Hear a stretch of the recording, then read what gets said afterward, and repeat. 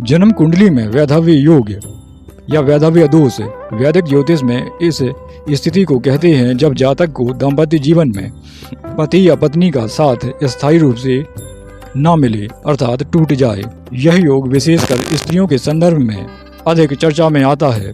वैधव्य योग बनने के कारणों की बात की जाए तो सप्तम भाव जिसे पति या पत्नी का भाव कहा जाता है, सप्तम भाव में शनि, मंगल, राहु या केतु जैसे पाप ग्रहों का प्रभाव होना, सप्तम भाव का स्वामी नीच राशि में हो या छठे, आठवें, 12वें भाव में स्थित हो, सप्तमेश या शुक्र महिलाओं की कुंडली में अथवा बृहस्पति पुरुषों की कुंडली में पाप ग्रहों से पीड़ित हो तो ऐसी संभावना बन जाती है। शुक्र या बृहस्पति की दशा स्त्री की कुंडली में शुक्र यदि नीच का हो, शत्रु राशि में हो या राहु केतु से पीड़ित हो तब भी ऐसी संभावना बनती है।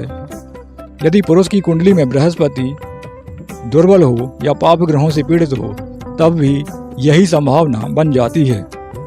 अष्टम भाव जिसे आयु का भाव या मरण कारक ग्रह का भाव कहा जाता है, सप्तम भाव अथवा सप्तमेश यदि अष्टम से जुड़ा हुआ हो, चंद्र और शुक्र पर क्रूर ग्रहों की दृष्टि विराजमान हो तब भी ऐसी समस्या बन जाती है।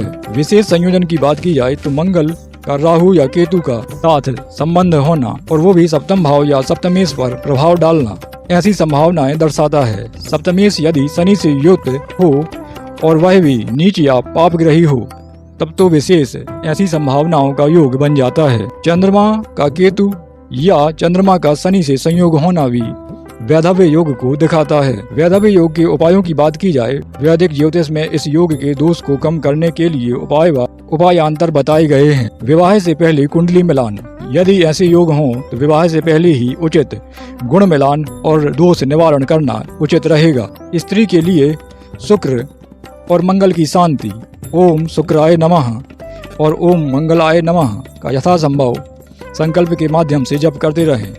पुरुष के लिए बृहस्पति और शनि की शांति अर्थात ओम बृहस्पतिये नमः और ओम शम शनिश्चराय नमः का यथासंभव संकल्प के माध्यम से जप करना उचित रहेगा।